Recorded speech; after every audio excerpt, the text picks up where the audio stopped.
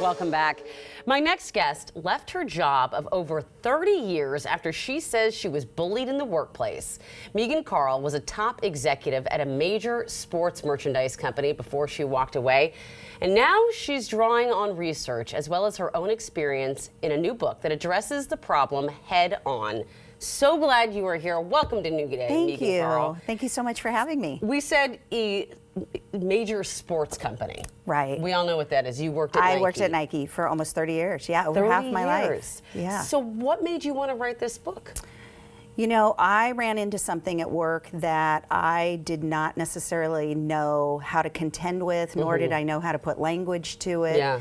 And it got to the point where I made the decision to walk away. And after I left, I started to study what had happened. And what I learned was that workplace bullying is an epidemic. Yeah. It's known as the undiscussable.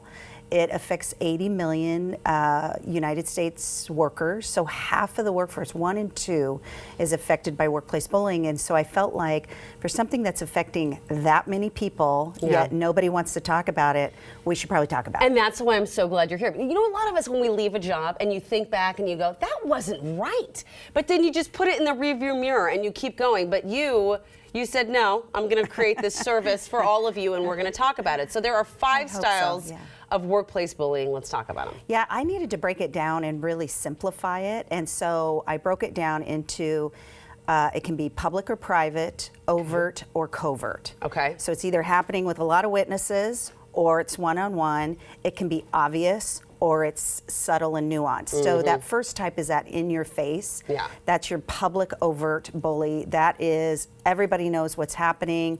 We're banging the table, we're yelling, there's some aggression. Yep. That's in your face. Yelling on the phone so other people can hear. We've all had that boss. The next one is that public covert. Harder to spot. That's the rat face. The weasel, I call That's the weasel, the Yeah. rat face. And they just, you know, their role is really to trip you up. So they might do something that only the two of you, they might mispronounce your name over and over again. I know what your name is, I know how to say your name, but you and I both know I'm now going to mispronounce it because I have power over you. And then we go into the private side. There's that private overt, which is singing your praises in public. Oh my gosh, you are the best at this. And in private, just diminishing, Undermining disrespectful. When I want your opinion, I'll give it to you. And then finally, there's that private covert, which is the about face. We're going in one direction. Oh my gosh, you know, oh, you have kids, you like to drop them off on the way to work. Oh, isn't that great?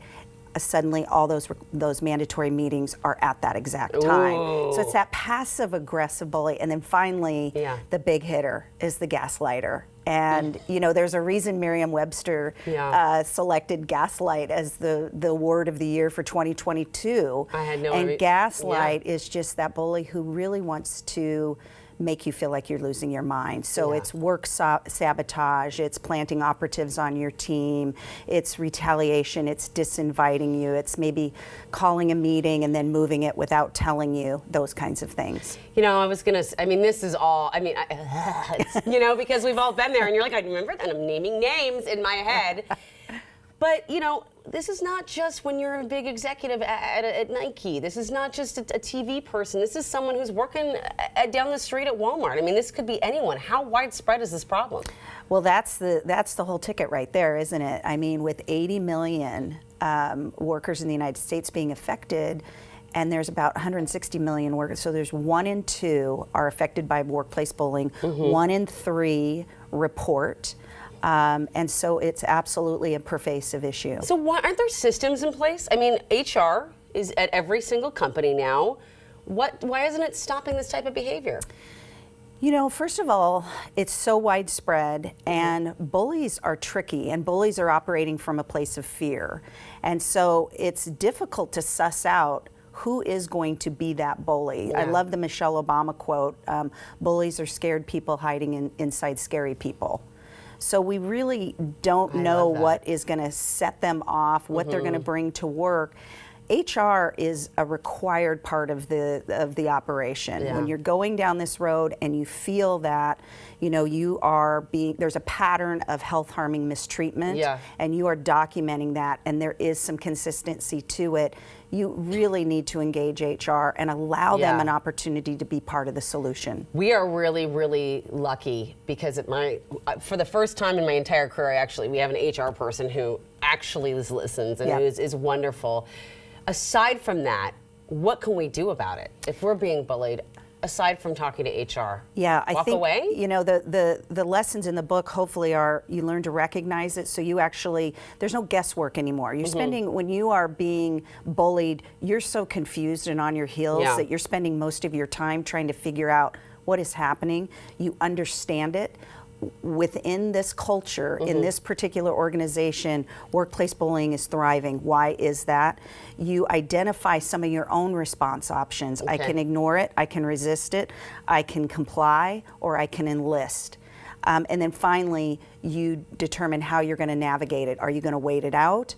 Are you going to make a move? You've engaged HR, you've engaged ER, perhaps there's external help that you're going to engage.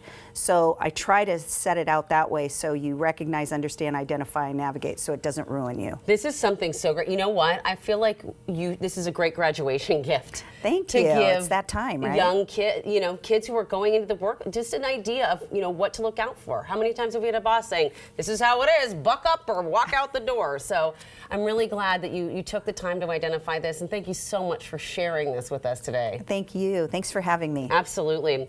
And Megan has a book event tonight, May 25th at Town Hall Seattle. The event starts at 7:30. Visit Town Hall Seattle's website for tickets.